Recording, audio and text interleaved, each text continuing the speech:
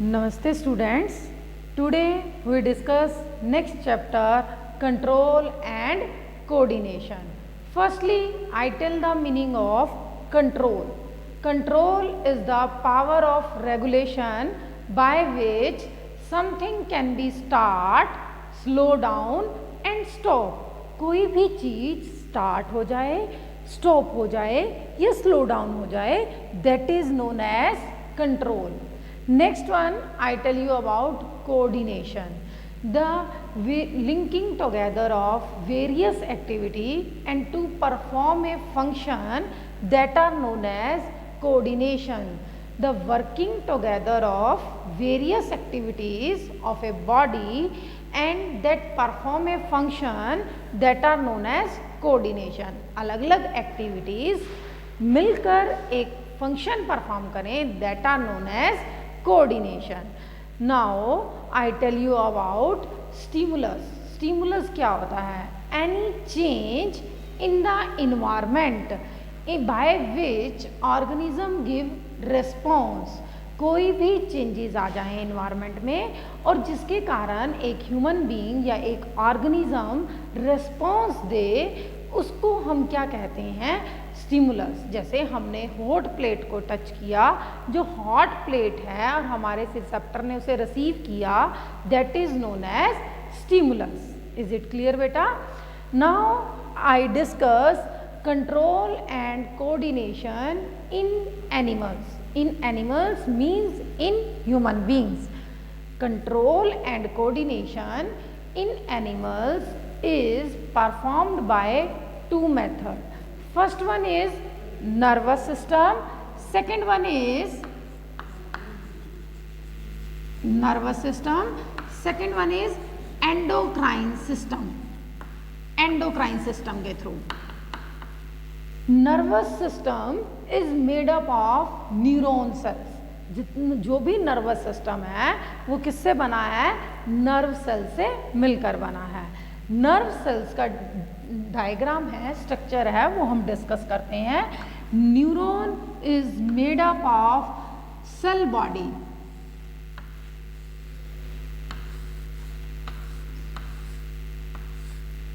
That is known as cell body.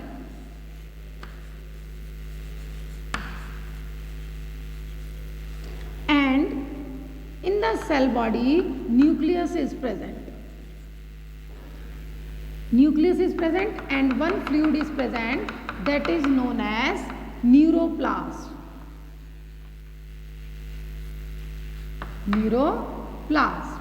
And on the surface of dendrites, on the surface of cell body, on the surface of cell body, finger-like projections.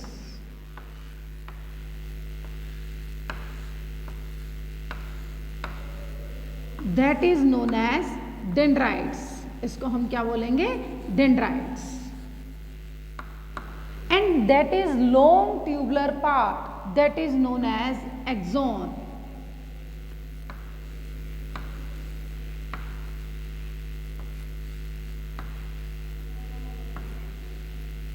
And at the end of axon, that is known as nerve ending. Is it clear बेटा? जो भी stimulus है, सबसे पहले neuron का first part dendrites carry करते हैं. Dendrites carry करने के बाद उस इंफॉर्मेशन को, उस स्टिमुलस को, जो स्टिमुलस वो कैरी करते हैं उसे हम बोलते हैं इम्पल्स. इलेक्ट्रिकल इम्पल्स भी बोल सकते हैं, नर्व इम्पल्स भी बोल सकते हैं. वो nerve impulse next body part में नेक्स्ट नर्व के पार्ट में कन्वर्ट होती है. That is known as cell body. Cell body से एक्सॉन में ट्रांसपोर्ट होती है, एक्सॉन से ट्रांसपोर्ट होकर नर्व एंडिंग के थ्रू नेक्स्ट न्यूरॉन में ट्रांसफर होती है. इस तरह से नर्व सेल अपना फंक्शन परफॉर्म करती है. Again I tell you, first part is dendrites. Dendrites is the finger-like projection on the surface of cell body where information is acquired. यहाँ से information को acquire किया जाता है. Then this impulse transfer into the cell body. Cell body is known as cytone, and that information transferred to the another part. That part is known as axon, and axon to nerve ending, and through the nerve ending the information transmit into the next neuron. Is it clear, beta? Next, one thing I tell you about, when impulse is carry by dendrites, जब impulse dendrites carry करते हैं वो cell body से axon से nerve ending में pass out करते हैं, और जो दो न्यूरॉन के बीच में, यहाँ से नेक्स्ट न्यूरॉन स्टार्ट हो जाता है, नेक्स्ट न्यूरॉन, और जो दो न्यूरॉन के बीच में स्पेस होता है उस स्पेस को हम बोलते हैं साइनैप्स, और साइनैप्स पर इलेक्ट्रिकल इम्पल्स केमिकल इम्पल्स में कन्वर्ट हो जाती है with the help of neurotransmitter. वो इलेक्ट्रिकल इम्पल्स इस स्नैप्स पे एक केमिकल रिलीज होता है, उस केमिकल को बोलते हैं न्यूरोट्रांसमीटर, और वो इलेक्ट्रिकल इम्पल्स को केमिकल इम्पल्स में कन्वर्ट कर देता है और नेक्स्ट न्यूरॉन में ट्रांसफ़र करने में हेल्प करता है, और फिर दूसरे न्यूरॉन, नेक्स्ट न्यूरॉन के डेंड्राइट्स उस केमिकल इम्पल्स को कैरी करते हैं और केमिकल इम्पल्स को इलेक्ट्रिकल इम्पल्स में कन्वर्ट कर देते हैं। इस तरह से मैसेज हर न्यूरॉन से पास आउट होता हुआ स्पाइनल कोड और ब्रेन में जाता है। इज इट क्लियर बेटा? Again I tell you about dendrites carry the information and they convert into impulse. Impulse भी बोल सकते हैं, इलेक्ट्रिकल इम्पल्स भी और नर्व इम्पल्स भी। That impulse transfer into cell body to axon to nerve ending. At the end of nerve ending one chemical is released, that chemical is known as neurotransmitter, and neurotransmitter convert electrical impulse into chemical impulse. इसका मतलब क्या है कि snaps पे electrical impulse chemical impulse में convert हो जाती है, और उस केमिकल इम्पल्स को नेक्स्ट न्यूरॉन के डेंड्राइट्स कैरी करते हैं। जब डेंड्राइट्स उस इम्पल्स को कैरी कर लेते हैं then it convert into electrical impulse, और इस तरह से एक न्यूरॉन से दूसरे न्यूरॉन में इंफॉर्मेशन ट्रांसमिट होती चली जाती है। इज इट क्लियर बेटा? Next I tell you about receptors. What do you mean by receptors?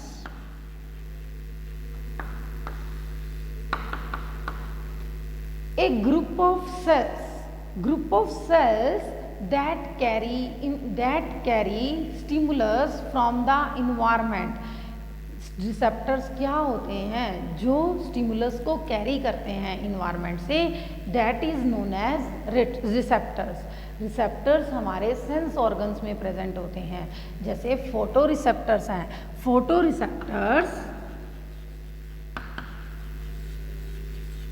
Receptors हमारे आईज में प्रेजेंट होते हैं और क्या डिटेक्ट करते हैं? लाइट डिटेक्ट करते हैं। इसी तरह से फोनो रिसेप्टर्स होते हैं। फोनो रिसेप्टर्स जो हमारे ईयर्स में प्रेजेंट होते हैं और क्या डिटेक्ट करते हैं? Sound. Next I tell you about gustatory receptor. Gustatory receptors होते हैं जो हमारी टंग पे प्रेजेंट होते हैं और टेस्ट डिटेक्ट करते हैं। Next olfactory receptors. Olfactory receptors हमारे नोज में प्रेजेंट होते हैं और स्मेल डिटेक्ट करते हैं। नेक्स्ट थर्मोरिसेप्टर्स। थर्मोरिसेप्टर्स हमारी स्किन में प्रेजेंट होते हैं और हीट और कोल्ड को डिटेक्ट करते हैं। इज इट क्लियर बेटा? Again I tell you, receptor is a group of cells that carry stimulus from the environment. Photoreceptor that present in our eyes that detect light. Phonoreceptor present in our ears that detect sound. Next, gustative receptors that present in our tongue, they detect taste. Next, olfactory receptors that are present in our nose and they detect smell. Is it clear, beta? Next, I tell you about reflex action. Reflex action क्या होता है मैं आपको discuss करती हूँ अभी.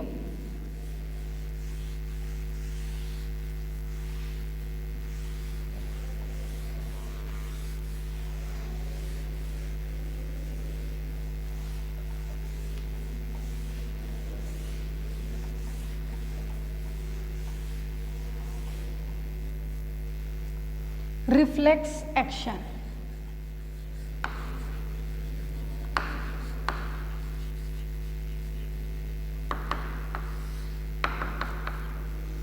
It is spontaneous, automatic response of an organism without the will of an organism. एक ऐसा एक्शन जो ऑटोमेटिक हो, स्पॉन्टेनियस हो, एकदम से हो और बिना ऑर्गेनिज्म की विल के अकॉर्डिंग हो, that is known as reflex action. जैसे हम हॉट प्लेट को टच करते हैं तो एकदम से हमारा हाथ पीछे की ओर जाता है, that action is known as reflex action. इसमें हम सोचने में टाइम नहीं लगाते, ये क्विक प्रोसेस है कि हमें स्टिमुलस मिला और एकदम से हमने रिस्पॉन्स दे दिया, उसे हम क्या कहते हैं, reflex action. So it is automatic spontaneous response of an organism without the will of an organism, that is known as reflex action. सबसे पहले उस स्टिमुलस को कैरी करते हैं रिसेप्टर्स. रिसेप्टर्स कैरी करते हैं जो हमारे सेंस ऑर्गन्स में होते हैं, रिसेप्टर्स. और रिसेप्टर्स के बाद मैसेज जाता है, रिसेप्टर्स के बाद मैसेज जाता है सेंसरी न्यूरॉन पे. सेंसरी न्यूरॉन, सेंसरी न्यूरॉन से मैसेज जाता है spinal cord. Spinal cord reflex action को स्पाइनल कोड कंट्रोल करता है, कंट्रोल करने में हेल्प करता है. और स्पाइनल कोड मैसेज देता है ब्रेन को और ब्रेन से फिर से रिस्पॉन्स कैरी करता है. स्पाइनल कोड के बाद मैसेज आता है motor neuron. Motor neuron, motor neuron से इफेक्टर, इफेक्टर होते हैं हमारे मसल सेल्स. इफेक्टर्स क्या प्रोवाइड करते हैं, रिस्पॉन्स. और स्पाइनल कोड के अंदर एक न्यूरॉन प्रेजेंट होता है, that is known as relay neuron. Relay neuron, again I tell you about, information carry की रिसेप्टर्स ने सेंसरी न्यूरॉन के थ्रू. सेंसरी न्यूरॉन से मैसेज गया स्पाइनल कोड जहां रिले न्यूरॉन है. रिले न्यूरॉन सेंसरी न्यूरॉन और मोटर न्यूरॉन को connect करके रखता है. स्पाइनल कोड ने वो मैसेज ब्रेन को दिया, ब्रेन ने रिस्पॉन्स प्रोवाइड किया स्पाइनल कोड को और उसने ट्रांसफ़र किया मोटर न्यूरॉन को with the help of relay neuron. After that effector होते हैं हमारे मसल सेल्स. जैसे जो हमारा हैंड है एकदम से मूवमेंट करेगा, पीछे की ओर हो जाएगा जब हॉट प्लेट को टच करेगा, तो इफेक्टर क्या करता है, रिस्पॉन्स देता है. जो भी ऑर्गेनिज्म की रिएक्शन होती है that is known as response. And that path followed by reflex action is known as reflex arc. उसे हम क्या बोलते हैं, reflex arc.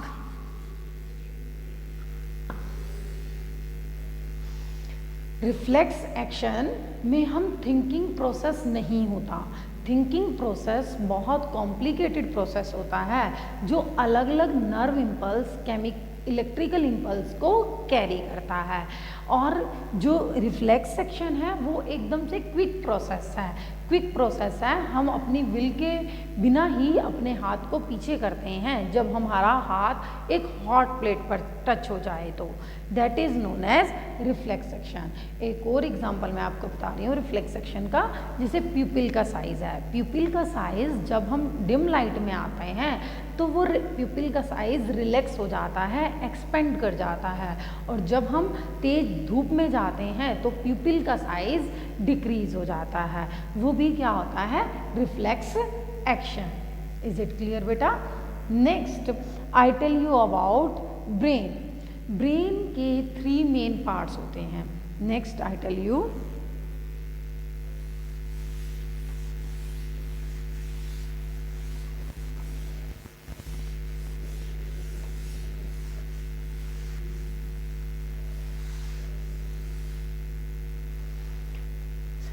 Central nervous system,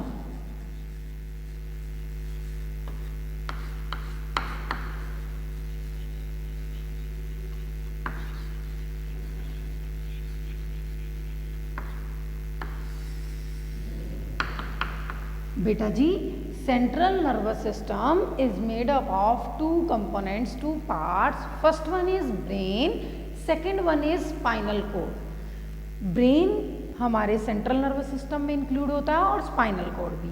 और एक होता है peripheral nervous system. Peripheral nervous system सब नर्व्स जो हमारे बॉडी पार्ट्स के अंदर स्प्रेड होती हैं, प्रेजेंट होती हैं, that is known as peripheral nervous system. जो नर्व्स हमारे बॉडी पार्ट्स में प्रेजेंट होती हैं that are known as peripheral nervous system. वो सारी नर्व्स आकर कहाँ पे कंबाइन करती हैं, स्पाइनल कोड पे। और स्पाइनल कोड की नर्व्स किसके साथ कनेक्टेड हैं, ब्रेन के साथ कनेक्टेड है। Is it clear?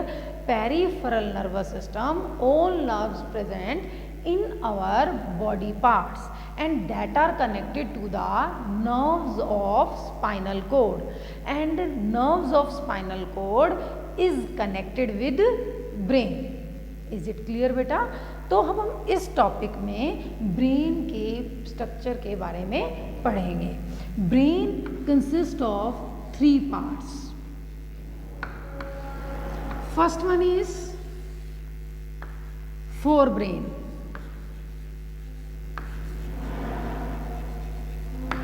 second one is midbrain,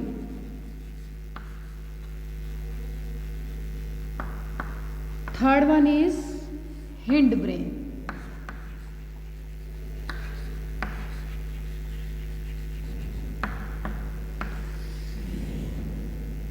Hindbrain further divided into 3 parts: pons, medulla, cerebellum.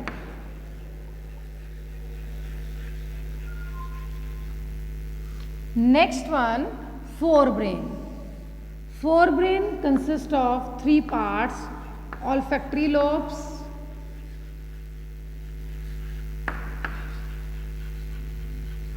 second one is cerebrum,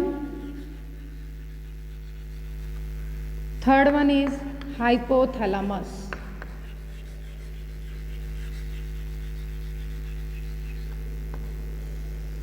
Now we discuss all the parts and functions of all these parts of brain.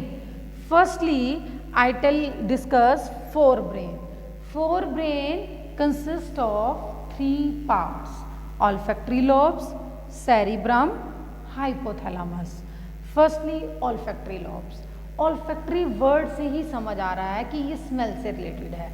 It is the relay center of sense of smell by epithelium. ये किस type की environment में smell है उसको detect करने में help करता है, olfactory lobes. Next one is cerebrum. Cerebrum हमारे ब्रेन का सबसे लार्जेस्ट पार्ट है। जितने भी मेंटल एबिलिटीज़ के क्वेश्चंस हैं, लर्निंग है, रीजनिंग है, that are solved by cerebrum. Mental abilities question, reasoning question, learning process, all thoughts, all actions are controlled by cerebrum. हमारे जितने एक्शंस हैं, हमारी थॉट्स हैं, वो सब कौन कंट्रोल करता है?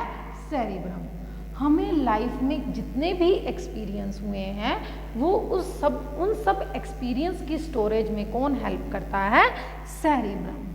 ऑल वॉलेंट्री एक्शंस होते हैं जो हम अपने विल के अकॉर्डिंग परफॉर्म करते हैं, उन सबको कंट्रोल करने में हेल्प करता है cerebrum. Is it clear? Again I tell you about cerebrum is the largest part of brain. It helps in the solve the problems of reasoning, mental abilities. Is it clear? Second point, it control actions, thoughts of an organism. Third one, all experience that are in our life that stored in our cerebrum. Next, all voluntary actions are controlled by cerebrum. Next one, hypothalamus.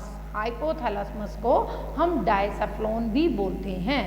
Hypothalamus is the relay centre of hunger, thrust, sleep, sweating. हमें भूख लगी है, हमें कौन बताता है ये सब? हाइपोथैलेमस। हमें प्यास लगी है, ये कौन बताता है? हाइपोथैलेमस। स्वेटिंग हो रही है, ये हमें कौन बताता है? Hypothalamus. It is the relay centre of hunger, thrust, sleep and sweating. Is it clear? And hypothalamus release a lot of hormone, और हार्मोन की सिक्रीशन करने में भी हेल्प करता है। And it regulate the activity of smooth muscles. जो हमारी body के अंदर स्मूथ मसल्स होते हैं, मेनली इनवॉलेंट्रीज होते हैं, उनकी एक्टिविटी को भी कंट्रोल करने में हेल्प करता है। हार्मोन्स की मेन इसका फंक्शन यही है कि हार्मोन्स की सिक्रीशन करता है and relay centre of hunger, thirst and sleep. Is it clear बेटा? Next one, mid brain.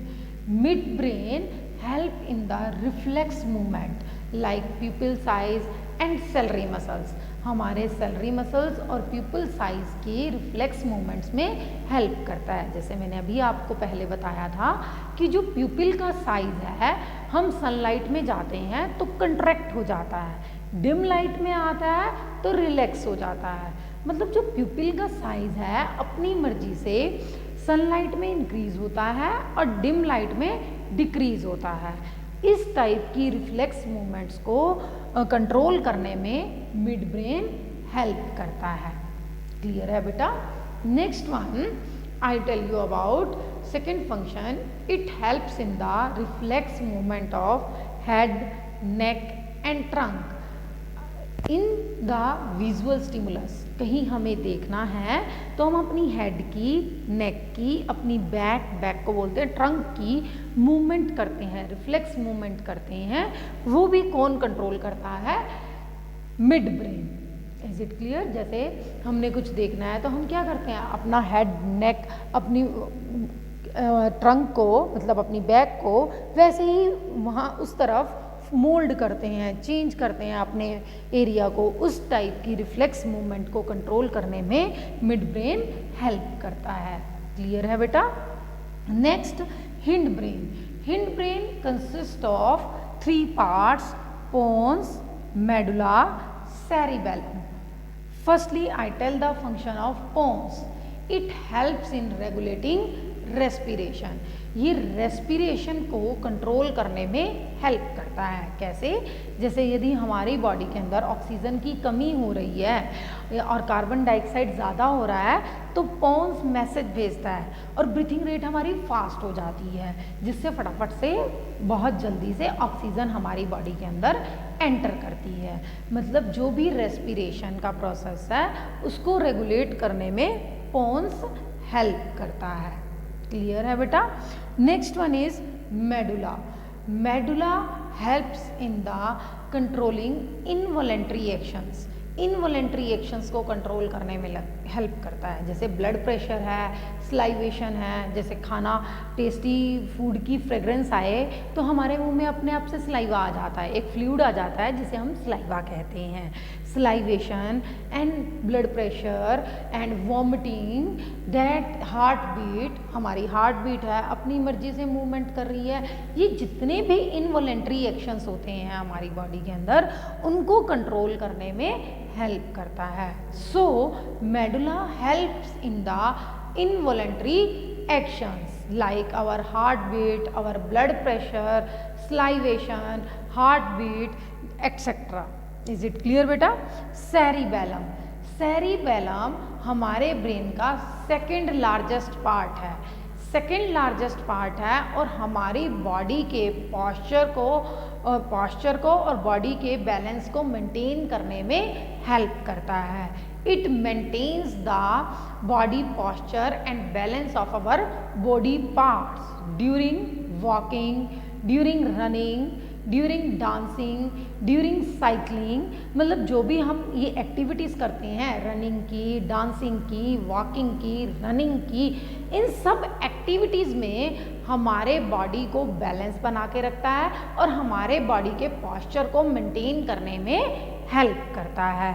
So cerebellum helps maintain the body parts and posture of our body parts during walking, cycling, dancing, running, all these activities.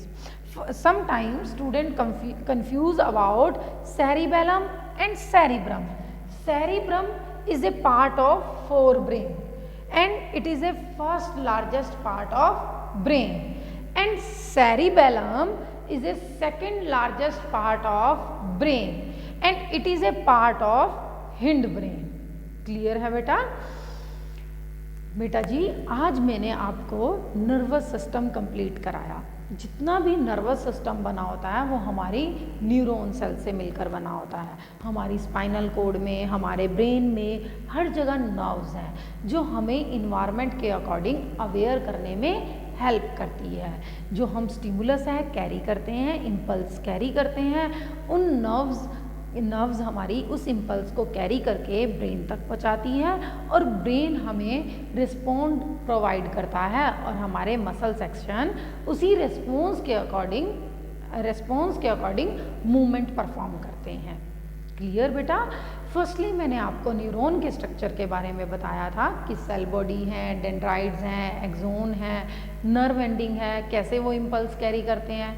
सबसे पहले impulse carry करता है dendrites, dendrites के बाद cell body, cell body के बाद axon, axon के बाद नर्व एंडिंग, नर्व एंडिंग पे एक केमिकल रिलीज होता है जिसे हम न्यूरो ट्रांसमीटर कहते हैं।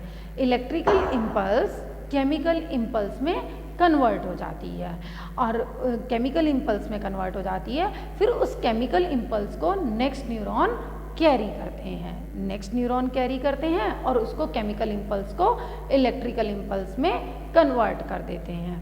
क्लियर है बेटा? मतलब स्नैप्स पे electrical impulse convert into chemical impulse और जब दूसरे न्यूरॉन उस केमिकल इम्पल्स को कैरी कर लेते हैं तो chemical impulse convert into electrical impulse. Clear बेटा? फिर मैंने आपको रिसेप्टर्स के बारे में बताया, फिर मैंने आपको रिफ्लेक्स एक्शन के बारे में बताया कि रिफ्लेक्स एक्शन क्या है।